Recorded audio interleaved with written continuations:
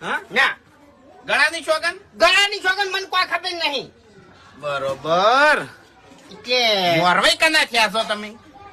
ઓહો, એ તો વાઘુજી એક ગરીબ ઘર હતું ને એમાં એક છોકરાની હગી કરાવી મેં એમ.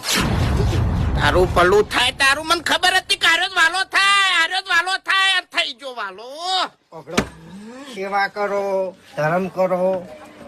આ બધું હંગાત જ આબાનું છે તમને કહું હું. બીજું કોઈ હંગાત નહીં આબાનું. સમજો તમે વાત નહીં એમ. એટલે ડાબડી મુઠા તું એ જઈને વાલો થયો તને આભો ના દેખાડો એમ કહું છું તો ઈકણ કઈ હગું કરાયું તે તમારા વળી અભામાં તો ઠકાણા છે.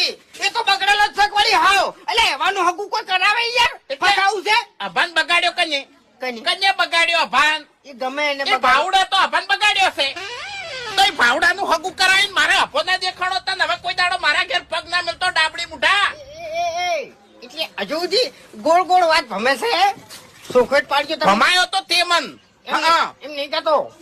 મેં અંદાજ જ લગાયો તો કે આર્યો જોય મોરવાઈ આર્યો જોય અને આર્યો જ નીકળ્યો. એટલે મોરવાઈ તો શું હગું કરાયું છે અને બધું સારું કર્યું છે.